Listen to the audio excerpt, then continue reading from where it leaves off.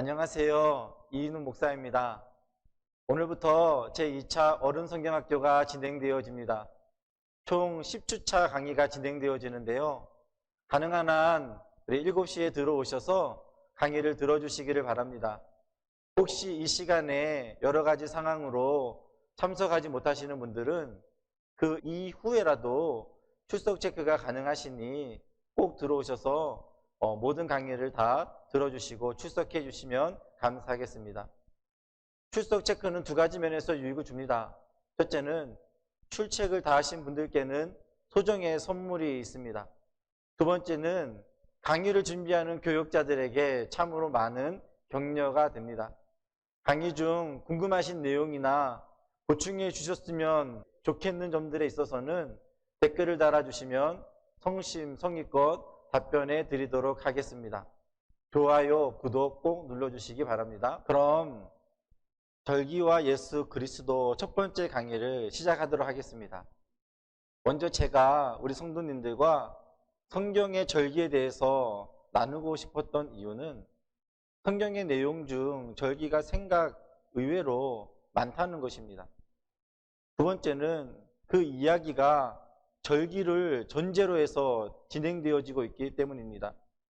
그리고 세 번째는 절기를 통해 예수 그리스도가 예표되어지고 있기 때문입니다. 따라서 저의 강의의 목적은 두 가지입니다. 첫 번째는 구약의 절기를 이해하고 절기와 그리스도와의 관계를 알아보는 것입니다. 두 번째는 절기의 바른 이해를 통해 구원의 은혜를 우리 신자들이 누리고 또 신자다운 삶을 살아가는 것에 있습니다. 먼저 그럼 우리나라 절기를 한번 보면 이렇습니다. 우리나라 계절에 대해서 여러분들 얼마나 더 많이 알고 있는지 모르겠습니다. 지금 그림으로 여러분들 보여지고 있는데요. 근데 우리나라 24절기 중에 이렇게 6절기씩 되어져 있는 부분들을 볼 수 있습니다. 농경 사회였던 우리나라가 농사를 지을 때 24절기를 기준으로 삼았습니다. 이 절기에 근거해서 농사를 지으면 크게 탈 없이 농사를 지을 수 있었죠. 그런데 성경 시대에도 크게 다르지 않았습니다. 성경 시대에도 계절에 따라 그리고 곡식 추수에 따라 절기를 지키게 되었습니다. 그래서 성경 시대의 문화적 상황을 조금 더 자세히 이해하게 된다면 성경을 이해하는 데 크게 도움이 될 것입니다. 그런데 이 성경 시대의 문화적 상황을 이해하는 데 조금 어려운 것은 성경 시대의 달력과 현대력이 다른 것입니다. 성경에서 예수님께서 제3시에 십자가에 못 박혔다라고 하면 보통 우리는 6시간을 더하면 그 시간이 얼추 맞습니다. 그런데 요한복음에서는 제6시에 못 박혔다라고도 그렇게 이야기하고 있습니다. 이 또한 무슨 말인가라고 생각할 수 있고 성경에 오류가 있다라고 생각할 수 있지만 이는 그 당시 로마 시간과 유대 시간이 달랐음도 이해해야 성경이 전체적으로 이해되어지는 것입니다. 마찬가지로 성경을 자세히 이해하기 위해서는 시간뿐만이 아니라 오늘날 현대력을 쓰는 우리가 성경 시대의 종교력과 그 당시의 민간력과 유대력들을 어느 정도 이해하고 있으면 성경을 이해하는데 조금 편할 수 있습니다. 간단히 제가 한번 써보면 이렇습니다. 위에 첫 번째 보면 현대력입니다. 현대력은 우리 잘 알다시피 1월, 2월, 3월 이렇게 시작해서 12월 달까지 그렇게 가지요. 그리고 그 당시 성경 시대에 있었던 민간력은 우리 첫 번째 1월 달이 4월부터 이제 시작하게 되어지는데 4월, 5월, 6월, 7월, 8월, 9월, 10월 이런 식으로 나아가게 되어집니다. 그 다음에 종교력이 있습니다. 종교력은 우리나라의 현재의 국제적인 현대력의 1월이라고 하면 종교력은 1월이 10월입니다. 그래서 10월, 11월, 12월 그리고 4월 달이 다시 1월, 2월 이렇게 되어지는 것입니다. 그리고 그 다음이 이제 유대력입니다. 우리가 성경에서 많이 보았던 그런 낱말들이 많이 나오게 되어지지요. 뭐 엘룰월이나 뭐 시완월이나 뭐 데벳월이나라는 것이 나옵니다. 그러면 그 절기가 어디에 속해져 있는지 보면 됩니다. 절기가 우리 유월절, 무교절, 초실절이라고 되어져 있는 우리는 현대력으로는 4월이지만 그리고 종교력으로는 1월인 달이 지금 6월절 이렇게 되어져 있는 달이죠. 그리고 한 달 더 뛰어넘어 현대력으로는 6월이지만 그 다음에는 또 오순절 이런 절기가 있죠. 그리고 현대력으로는 10월이지만 이제 종교력으로는 7월인 이때가 이제 또 새 절기가 또 나눠지게 되어집니다. 그래서 예를 들어 우리나라 절기를 전체적으로 다 이해하지 못한다고 해도 얼추 어느 절기를 이야기하면 우리는 보통 그 절기의 느낌을 알 수 있습니다. 여러분들에게 제가 질문 한번 해보겠습니다. 여러분들 설날은 어느 때쯤인가요? 라고 이야기하면 여러분들 보통 잘 아시죠? 보통은 뭐 2월 달이나 아니면은 1월 말경이나 이때 이제 우리가 보통 설날이 구정이 돌아오게 되어지죠. 근데 만약에 여러분들 시완월이 무슨 달입니까? 라고 이야기하면 느낌이 안 오죠. 그런데 성경은 그런 식으로 표현이 되어져 있다는 것입니다. 예를 들면 예수님께서 잠자는 자들의 첫 열매가 되셨다라고 했는데 이와 관련된 절기는 어느 절기인가요? 라고 물으면 좀 헷갈리는 분들이 있을 것입니다. 초막절인지 초실절인지 말입니다. 답은 초실절이죠. 또 다른 문제를 하나 내보면 그리스도의 심판과 관련되어져 있는 절기는 어느 절기인가요? 라고 질문하면 좀 많이 헷갈립니다. 정답은 초막절입니다. 바로 답이 나오지 못하는 것은 아마도 절기에 익숙하지 못한 이유일 것이고 절기에 익숙하지 못하다는 것은 성경을 읽을 때 한편의 많은 부분들을 잊고 그렇게 우리가 성경을 이해하게 되는 것입니다. 구약 성경에서 그리스도를 보는 것은 매우 바른 것입니다. 왜냐하면 성경의 핵심은 예수 그리스도이기 때문입니다. 구약에서 그리스도를 보지 못한다면 구약을 읽는 의미가 다 사라져 버리는 것입니다. 오늘 저는 구약 설기에서 절기가 그리스도와 어떤 관련이 있는지를 살펴보고자 합니다. 그럼 먼저 이스라엘의 중요한 7대 절기를 다시 한번 우리 생각해 보고자 합니다. 여러분들 7대 절기 하면 어떤 절기가 아까 전에 잠시 살펴보았지만 어떤 절기가 떠오르는지 한번 여러분들 마음속으로 생각해 보세요. 7가지 절기입니다. 첫 번째 6월절이 있고요. 그 다음에 무교절, 그리고 또 초실절이 있죠. 그리고 칠칠절, 그리고 나팔절, 그리고 대속제일, 그리고 마지막으로 초막절. 이렇게 7가지 절기가 우리 이스라엘의 중요한 7대 절기입니다. 이 7대 절기는 우리 단순히 이렇게 암기하기 위해서는 한 글자씩 따서 반복해서 한 10번 정도 하면 그냥 어느 정도 이렇게 외워집니다. 예를 들면 유무초, 칠라, 대초 이런 식으로 여러분들 한번 외워보시기 바랍니다. 그런데 이렇게 외우지 않아도 오늘 저랑 같이 한번 이 내용들을 살펴보게 되어지면 어느 정도 이제 7대 절기가 이런 절기이구나라는 것들을 알게 될 것입니다. 그럼 이 7대 절기의 기본 의미와 그리스도의 예표적 의미를 살펴보면 이렇습니다. 먼저 이스라엘 백성들의 출애굽 상황을 우리는 너무나도 잘 알죠. 이스라엘 백성들은 애굽에서 노예 가운데 노예의 삶들을 살았습니다. 그들의 힘으로는 그곳에서 해방되어질 수 없었죠. 하나님께서는 모세를 세워주셨고 모세를 통하여서 바로에게 가서 내 백성, 하나님의 백성을 보내라라고 그 전달사항을 받았습니다. 그리고 그는 아론과 함께 그는 순종하여 바로에게 나아갔습니다. 바로는 그냥 가만히 있는 그 백성들을 내어줄 리가 없었죠. 그때 하나님께서는 10가지의 재앙으로 그 바로를 또 애굽을 심판하셨습니다. 그러면서 출애굽기 이제 11장, 12장에 보면 애굽 장자의 재앙과 유월절 양의 희생을 통하여서 출애굽에 대한 구원의 밤이 이루어지고 있는 모습을 볼 수 있습니다. 이는 그리스도의 죽음을 통한 성도의 구원을 예표해주고 있는 것입니다. 두 번째는 무교절입니다. 애굽으로부터 급히 출발할 때 그때가 1월 14일 저녁부터 한 주간 무교병을 먹는 것입니다.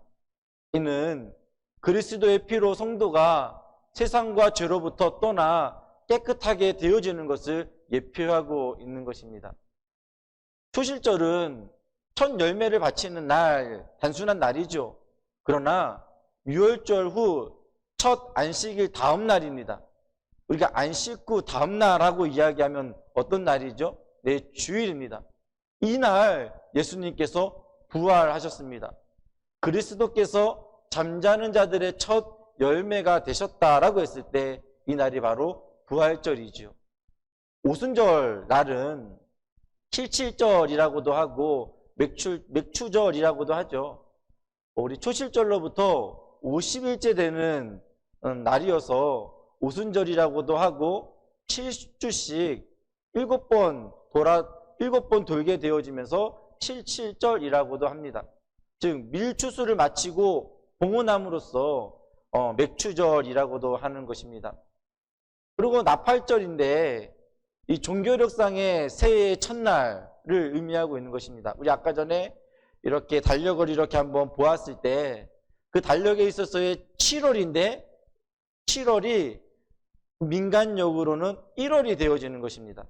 그래서 그 민간력상의 새해의 성도들이 교회로 모여지는 것, 궁극적으로 세상 끝날 온 성도들을 모으는 날을 예표하고 있는데 이것은 그리스도의 강림을 예표해주고 있습니다. 여섯 번째로는 대속죄일입니다. 온 백성의 죄를 정기적으로 속하는 것인데 7월 10일 날 그리스도께서 당신의 피로 만민의 죄를 속하는 것입니다. 일곱 번째는 초막절입니다. 모든 추수를 마치고 광야 생활 때의 보호를 기념하는 절기이죠. 7월 15일부터 한 주간 진행되어집니다. 이에 대한 예표는 성도가 메시아 왕국에 들어가서 영원히 휴식하게 되어진다라고 하는 의미를 담고 있습니다. 그럼 우리 큰 내용을 한번 살펴보게 되어지면 유월절은 그리스도의 죽음을 예표하고 무교절은 그리스도와의 친교를 이야기하고 있고 초실절은 그리스도의 부활을 말하고 있고 칠칠절은 그리스도와의 성령의 임무교대, 오순절로 표현하면 좋겠죠. 그리고 다섯 번째는 나팔절입니다. 그리스도의 강림을 예표하고 있습니다. 그리고 대속죄일은 그리스도의 속죄를 말하고 있고 초막절은 그리스도의 심판을 말하고 있습니다. 그럼 먼저 몇 가지 절기만 한번 살펴보고자 하는데 유월절 절기를 한번 보고자 합니다. 구약에서 중요한 사건이 있다면 하나는 천지 창조이고 또 하나는 출애굽 사건입니다. 이 두 사건에서 하나님께서는 당신께서 어떠한 존재이신지를 보여주셨습니다. 그분은 창조주 하나님이시면서 동시에 구속주 하나님이심을 보여주셨습니다. 하나님은 특별히 출애굽한 날을 유월절로 지정하여 영원한 규례로 지키게 하셨습니다. 완전히 이제 달을 바꾸죠. 유월절 할 때 너희가 그 민간력의 달력을 쓰지 말고 너희가 이 유월절로 인하여서 너희가 이 달을 첫날로 하라라고 그렇게 말하고 있는 거죠. 우리는 하나님께서 이스라엘 백성들을 어떻게 구원하셨는지 잘 알고 있습니다. 하나님은 자기 백성을 오랫동안 학대한 애굽을 10가지 재앙으로 심판하셨고 자기 백성을 구원하셨습니다. 특히 마지막 재앙은 장자를 죽이는 재앙이었죠. 죽음의 천사를 보내어 처음 태어난 것은 사람이든 동물이든 다 죽이도록 하셨습니다. 우리는 이스라엘 백성들이 어떻게 이 죽음의 재앙에서 건짐을 받았는지 잘 알고 있습니다. 그것은 바로 문설주에 바른 유월절 어린 양 피 때문이었습니다. 오직 이 피로만 이스라엘 백성과 애굽 백성을 구분하셨습니다. 그들의 구원은 그들의 공로가 아니라 오직 하나님의 은혜 때문이었으며 그것을 이 피가 단적으로 증명하고 있는 것입니다. 죽음의 천사는 이 피를 보고 넘어갔으며 이 때문에 이 날을 유월절이라고 말합니다. 여기까지 내용은 우리 보통 주일학교를 열심히 다니는 우리 성도님들은 잘 알고 있을 것입니다. 그러나 유월절 이야기는 여기서 끝나지 않지요. 사망에서 건짐을 받기 위해서는 어린 양의 피를 문설주에 바르는 것만으로는 부족했습니다. 하나님은 그들에게 유월절 어린 양과 관련하여 또 하나의 중요한 규례를 주셨습니다. 그 어린 양을 남김없이 심지어 머리와 정강이와 내장까지 그날에 다 먹으라. 하나님은 어린 양을 요리하는 방식까지도 규정해 주셨습니다. 날것으로 먹거나 삶아서 먹어서는 안 되었습니다. 불에 구워서 먹되 무교병과 쓴나물과 함께 먹어야 했습니다. 한 가지 더 기억해야 하는 것은 이 유월절 식사는 개인적인 식사가 아니고 가족 식사였습니다. 게다가 식구가 너무 적으면 어린 양 한 마리를 그날에 다 먹는 것은 불가능했기 때문에 자기 이웃과 더불어서 작게 되어졌습니다. 따라서 유월절은 자기뿐만이 아니라 자기 형제들을 돌아보는 절기였습니다. 유월절 식사는 거대한 무리가 함께 한 몸이 되어서 먹는 공동체의 식사 그 자체였습니다. 우리는 예수 그리스도께서 어떻게 죽으셨는지를 보면 그분이 어떻게 유월절 어린 양이셨는지들을 분명히 알 수 있습니다. 그 몇 가지 중요한 내용을 비교해 보면 이렇습니다. 장자 재앙이 있기 전에 흑암의 재앙이 3일 동안 있었습니다. 예수님께서 십자가에 달리셨을 때 3시간 동안 흑암이 있었죠. 이스라엘 백성들은 4일 전, 즉 1월 10일에 어린 양을 자신의 집으로 소중히 이끌어 와야 했습니다. 예수님도 바로 그날 나귀를 타시고 자신의 집인 성전에 들어가셨습니다. 어린 양은 흠이 없어야 했습니다. 1년 된 순양이어야 했습니다. 예수님도 흠이 전혀 없는, 즉 죄가 없는 분이셨습니다. 그리고 순양인 것처럼 예수님도 남자이셨습니다. 또한 유월절 당일이 되면 9시에 양을 기둥에 묶고 해질 때 삼시경에 어린 양을 잡았는데 예수님도 9시에 십자가에 못 박히시고 3시에 운명하셨습니다. 예수님께서 죽으신 구체적인 일정을 보면 세례 요한이 예수님을 가리켜서 세상 죄를 지고 가는 하나님의 어린 양이라고 한 이유를 알 수 있을 것 같습니다. 우리가 그리스도를 하나님의 어린 양이라고 믿는다면 예수님의 피를 문에 바르는 것만으로는 부족합니다. 어린 양이신 그분을 자기 집으로 영접할 뿐만이 아니라 그분을, 그 몸을 교회 공동체와 함께 남김없이 먹어야 합니다. 이것이 바로 오늘날 성찬의 본질이고 신약시대는 이 성찬 속에서 유월절 식사를 지키고 있는 것입니다. 이 식사는 하나님께서 자기 백성들에게 주신 영원한 규례에 속하는 식사입니다. 요한계시록 예수님께서 라오디게아 교인들을 향한 메시지를 접하게 되어지는데 이렇게 말하고 있죠. 볼지어다 내가 문 밖에 서서 두드리노니 누구든지 내 음성을 듣고 문을 열면 내가 그에게로 들어가 그와 더불어 먹고 그는 나와 더불어 먹으리라 라고 했습니다. 이렇게 이 유월절 이 예식들은 결국은 주님과 함께 식사하는 그 은혜가 우리에게 있는 것입니다. 주님은 만왕의 왕이신 분이신데 그분이 우리의 마음의 문을 두드리고 서 계십니다. 그 영광의 하나님을 본 자들은 주님과 더불어 먹는 이 성찬이, 그리고 그 예배가 얼마나 영광인지 알게 되는 것입니다. 그리고 오순절을 잠깐 살펴보고자 합니다. 성령님은 왜 오순절에 강림하셨을까요? 오순절 성령 강림 사건은 구약 시대와 신약 시대를 나누는 확실한 분기점이 되게 됩니다.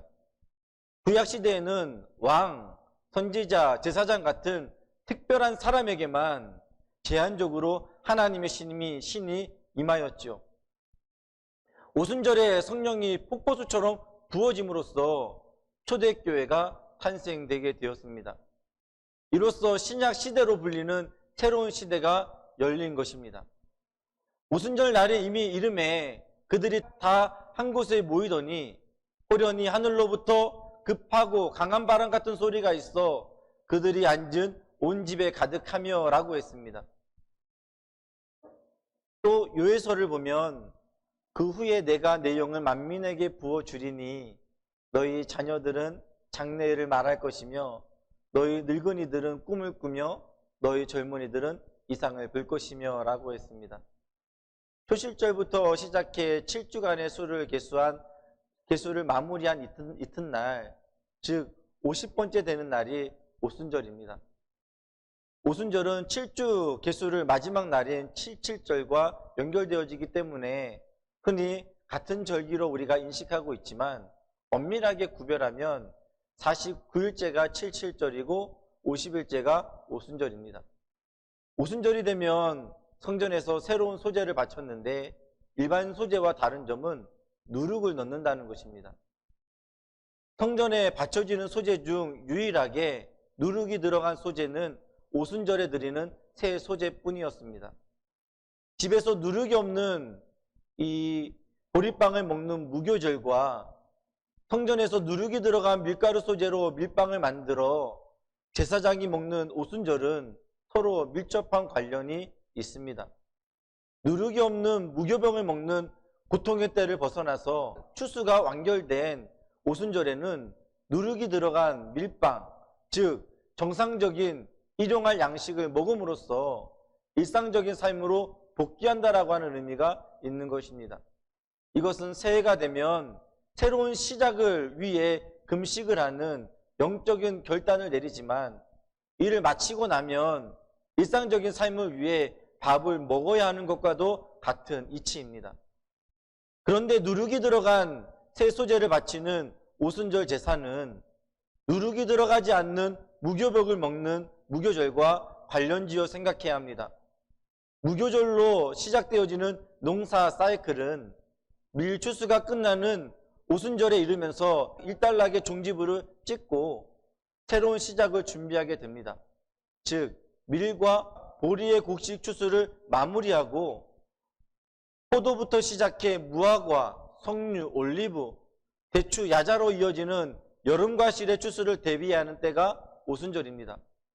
그런데 이스라엘에서 8월이 되어야 열매를 맺는 포도와 석류를 생각할 때 오순절 6월경인데 아직 열매가 익지도 않는 가지를 묶어놓고 첫 열매라고 선포하는 것은 어찌 보면 우스워 보입니다.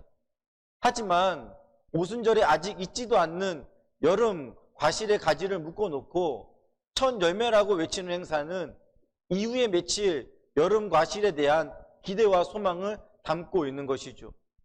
즉 보리와 밀의 곡식 추수를 마무리하고 여름 과일 추수로 이어지는 새로운 시기, 즉 새로운 시대를 준비하는 때가 바로 오순절입니다.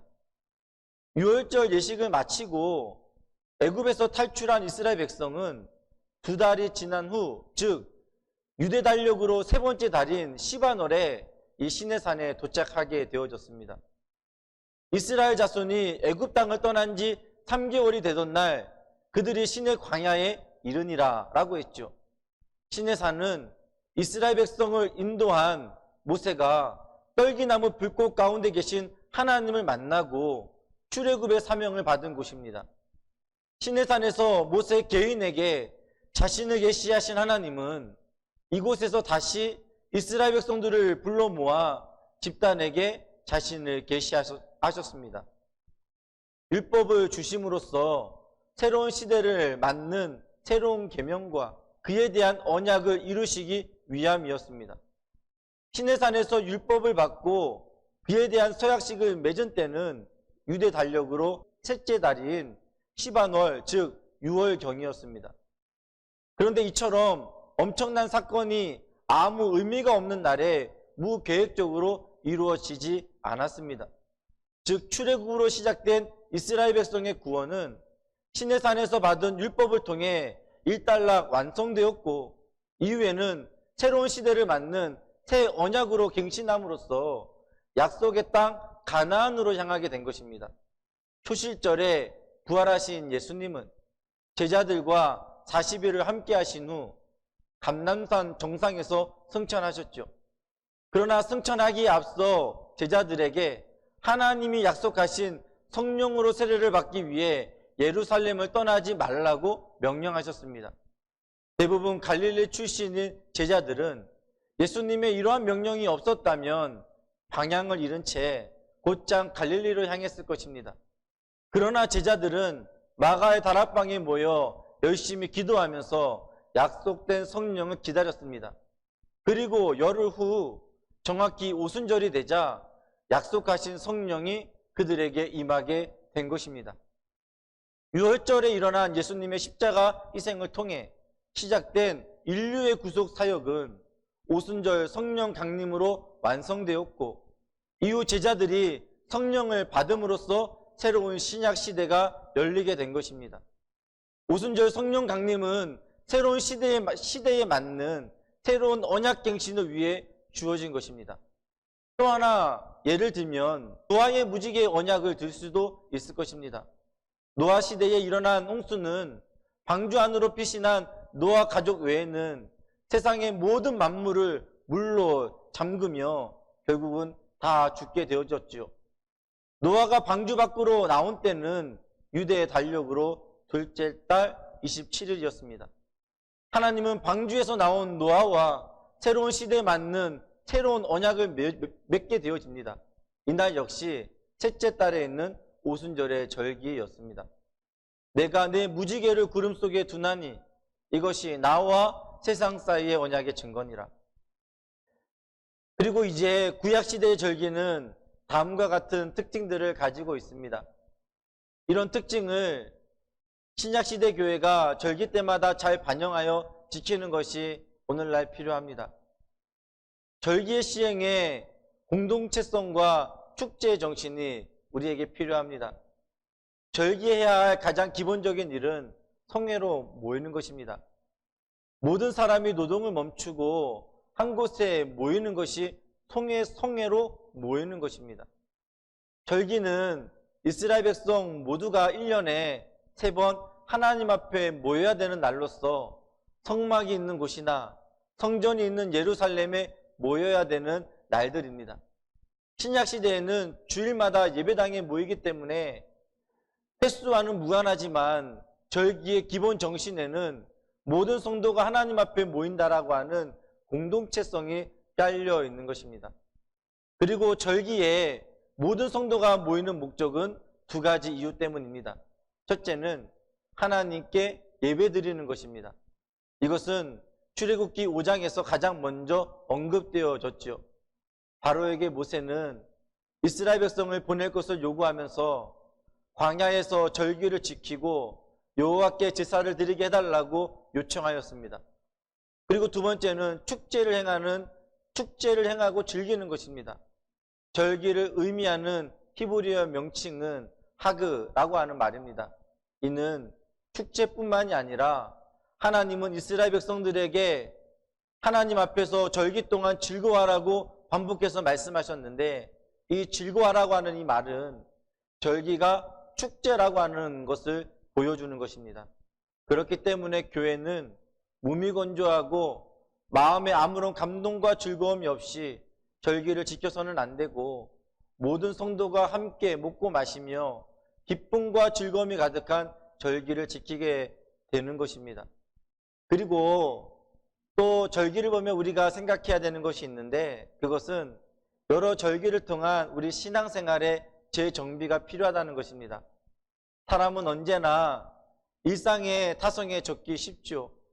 그리하여 하나님은 당신의 백성들에게 각종 주요 일자나 특별한 구원 사건이 발생한 날을 기념일로 정하여서 잠시 일상생활을 쉬고 그날의 의미를 되새기게 함으로써 새로운 신앙생활을 재정비하는 기회로 그 날들을 제공하였습니다.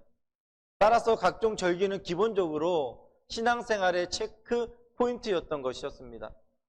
이 같은 절기의 준수는 이스라엘 민족의 삶을 언제나 신선한 활력과 그리고 리듬감이 있는 삶으로 만들어 줬던 것입니다. 그러기에 우리 또한도 이런 절기를 통하여서 활력이 넘치는 삶, 리듬이 있는 삶으로 우리가 살아가야 되는 거겠죠. 그리고 이 절기는 또 어떤 의미와 목적이 있냐면 절기에 통일된 목적이 있습니다. 하나님은 이스라엘 백성들에게 다양한 절기를 지키게 하셨습니다. 그런데 이 절기들을 지키도록 한 데에는 통일된 목적이 있는데 그 통일된 목적은 하나님의 구원 역사를 충만하게 드러내는 데 있는 것입니다. 유월절과 무교절을 지킨 목적은 하나님께서 이스라엘에게 베푸신 구원 역사를 기념하는 절기라고 하였습니다. 77절 또는 맥추절을 지키는 목적도 추수에 대한 감사에 한정하지 않고 하나님의 구원 역사를 기념하는 것이었습니다. 77절에는 이스라엘 백성들이 첫 수확물을 주신 하나님께 감사였습니다. 이 감사는 세 가지 중요한 신학적인 의미를 가지는데 첫째는 하나님이 준 곡식을 하나님께 돌린다라고 하는 점에서 자연 질서의 시작과 끝이 하나님께 속한다라고 하는 것을 보여줍니다.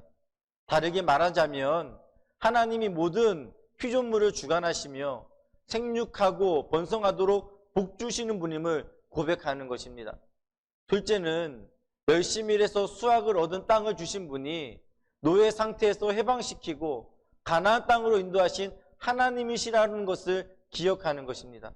셋째는 77절을 지키는 또 하나의 목적은 하나님께서 이스라엘 백성을 언약 백성으로 삼으시고 그들에게 언약의 규정을 준 것을 기념하는 것입니다.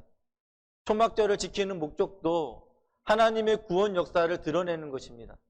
초막절은 한 해 농사를 끝내고 곡물을 저장한 후 지키는 절기라고 하는 의미에서 수장절이라고도 불려집니다.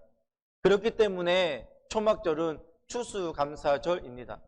하지만 초막절이라고 하는 의미를 붙인 이유는 하나님께서 이스라엘 백성들을 출애굽시키고 광야에서 초막 생활을 한 것을 기념하는 절기였죠. 사막 한가운데서 이스라엘 백성의 삶을 지키고 인도하여 구원을 완성하신 하나님의 은혜를 후손들이 직접 경험하도록 한 것이 바로 초막절입니다. 이처럼 모든 절기에는 과거의 구원 역사를 기념하고 현재의 구원과 미래의 구원까지 기념하고 소망하는 통일된 목적이 자리 잡고 있는 것입니다. 그리고 이 절기는 개인적이지 않고 이타적이며 선교적인 절기였다라고 하는 것도 우리가 이해해야 합니다. 하나님은 이스라엘 백성들에게 절기를 지킬 때마다 이방에 대한 선교와 가난한 자에 대한 배려를 가지도록 명령하셨습니다. 하나님은 추수할 때에 밤 모퉁이의 곡식과 땅에 떨어진 이상을 남겨두어 가난한 사람과 나그네가 먹게 하라고 하셨죠. 이 또한도 절기를 이야기하며 하신 말씀이었습니다. 절기 축제 때마다 레위인과 나그네와 함께 즐기라고 했습니다. 그리고 신명기 16장 14절에 보면 하나님은 초막절을 지킬 때에 가족뿐만이 아니라 자신의 노비와 성중에 거주하는 레위인과 나그네와 고아와 가부와 함께 즐기라고 명령하셨습니다. 이처럼 절기 축제는 특정한 사람만을 위한 잔치가 아니라 가난하고 소외된 사람도 함께 기뻐하고 즐거워하는 잔치였다는 것입니다.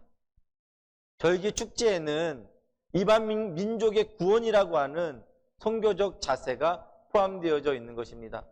유월절 규정에서도 하나님은 이방 중에서 절기에 참여하기를 원하는 사람이 있다면 할례를 받은 자에 한해서 참여하게 하셨습니다. 또한 77절 지킬 때에도 이러한 제한 없이 이스라엘 백성 중에 거주하는 이방인 나그네도 절기 축제에 참여할 수 있도록 하셨습니다. 절기 중에서 이방 민족을 고려하는 의식이 가장 두드러진 절기가 바로 초막절입니다. 민수기 29장에 보면 초막절에는 다른 절기들과는 비교되지 않을 정도로 많은 제물을 하나님께 바쳤습니다. 그 중에서도 29장에 의하면 초막절 절기 때에 이스라엘 백성은 수송아지 70마리를 하나님께 바쳤습니다. 이렇게 많은 제물을 바친 이유가 무엇인지 성경은 분명하게 말하지 않지만 스가랴 14장에 이방 민족들이 초막절 절기 지키기 위해 모이는 예언과 관련하여 생각해 본다면 초막절 수송아지 70마리는 이방 민족에 대한 선교와 구원과 관련이 있다는 것입니다. 이 같은 이해는 유대인의 문서인 탈무드에도 그리고 미드라시에서도 발견되어지며 이처럼 절기는 이방 민족에 대한 하나님의 구원 의지와 선교가 반영되어져 있기 때문에 교회도 절기를 지킬 때마다 이러한 하나님의 구원 의지와 선교가 구현될 수 있도록 해야 하는 것입니다.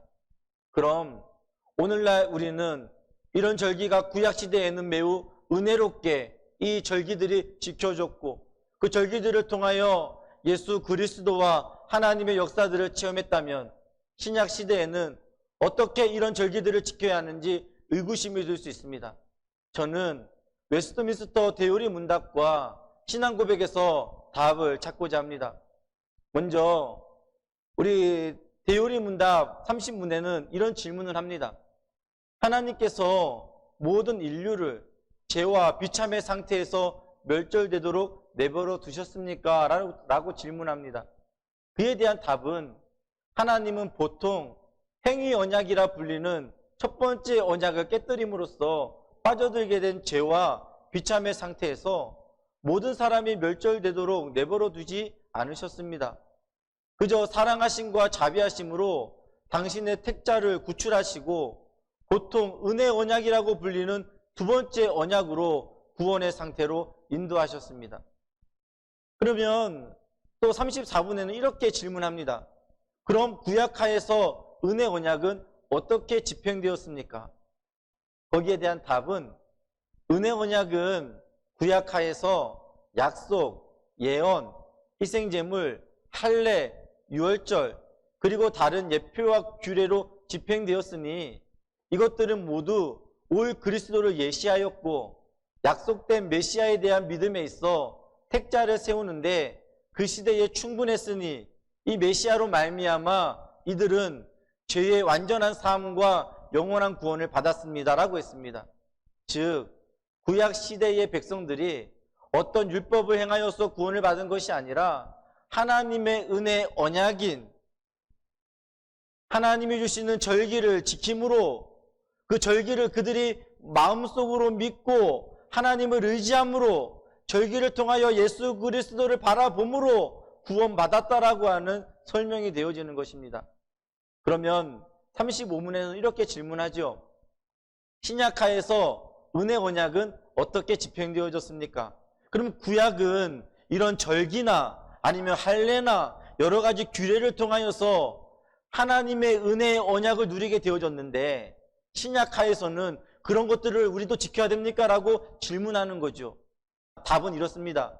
실체이신 그리스도가 신약하에서 같은 은혜 언약은 말씀 선포와 세례와 성만 찬회의 성례 거행으로 집행되었고 여전히 집행되고 있습니다라고 그렇게 설명합니다. 이것들 속에서 은혜와 구원이 모든 나라에 더 충만하고 명료하고 효과 있게 베풀어집니다라고 이야기했습니다. 즉 무엇을 말하는 거죠? 그 구약의 그 모든 절기들이 되게 세밀하고 그리고 엄청난 많은 일들을 해내야 되지만 신약 시대에는 그런 모든 것들을 그렇게 다 하지는 못한다 할지라도 신약이 구약보다 더 명료하고 깔끔하게 그 일들을 진행하게 되어지고 효과 있게 그 모든 것들이 베풀어진다라고 설명하고 있는 것입니다. 마지막으로 웨스트민스터 신앙고백 7장에 사랑과 맺으신 하나님의 언약에 관하여서 이 마지막 6번에 이 답을 이렇게 설명합니다. 복음 시대에 있어서 실체이신 그리스도께서 나타나심에 이 언약을 시행하는 규례들은 말씀 전파와 세례와 주의 만찬의 성례 집행으로 대치됐다. 그래서 비록 규례의 수가 더 적고 보다 더 단순하며 외면적 영광이 더 적게 보여도 이 언약은 유대인과 헬라인을 포함한 모든 민족들의 보다 더 충분히 또 더 명확히 나타나며 영적 효과를 가지고 온다. 이것을 신약이라 부른다라고 했습니다. 즉 무엇을 말하고 있는 거죠? 우리는 복음 시대의 실체이신 그리스도께서 이제 이 땅에 오심으로 말미암아 이 언약을 시행하는 그 규례들은 이제는 바뀌게 되어졌습니다. 그것은 무엇을 통해서 바뀌어진 거죠?